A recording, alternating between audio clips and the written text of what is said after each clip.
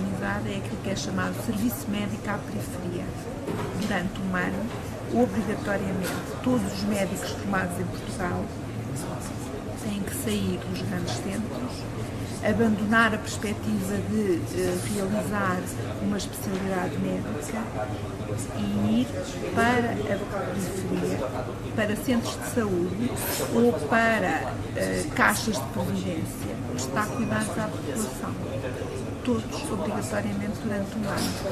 E com essa medida, o governo de então conseguiu realizar uma cobertura de praticamente 100% de toda a população.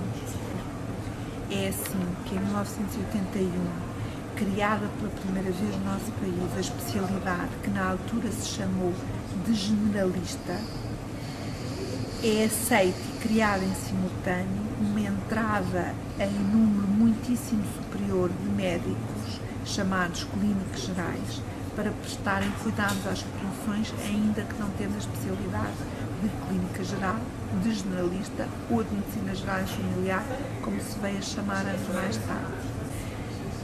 Tinham como promessa do Ministério da Saúde de então o acesso a formação especializada pelo menos 5 anos depois de terem entrado nessa carreira de clínica geral, naquilo que se chamou a formação específica em exercício, porque ao mesmo tempo que eram responsáveis pela prestação de cuidados de saúde às populações que lhes tinham sido destinadas, tiveram a oportunidade de aprofundar e treinar alguns aspectos específicos da nossa especialidade, reconhecidos já do ponto de vista teórico noutros países. E é em 81 que acontece o primeiro curso a entrar no internato de especialidade de medicina geral e familiar, por isso eu digo que tem quase 30 anos a especialidade no nosso país enquanto especialidade médica.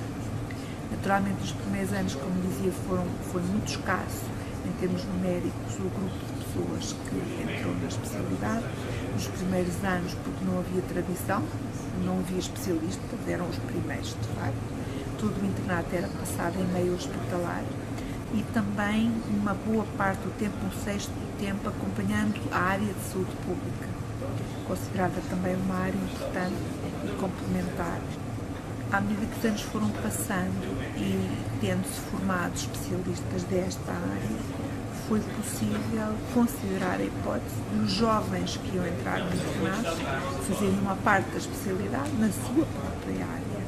E, portanto, alguns anos mais tarde, o internato passa a englobar o estágio de um ano no centro de saúde, com os especialistas que, entretanto, tinham sido formados. E deixou de fazer sentido que fossem colocados médicos sem especialidade. Portanto, a formação específica em exercício acabou quando acabou a formação dos médicos, tinham sido colocados no terreno e deixou de haver necessidade de dar continuidade a esse procedimento. Portanto, há muitos anos, há mais de 20 anos, que a única via para a entrada na especialidade é a via do internato. Há 20 anos atrás, o número de vagas para entrada nas especialidades era superior ao número de candidatos.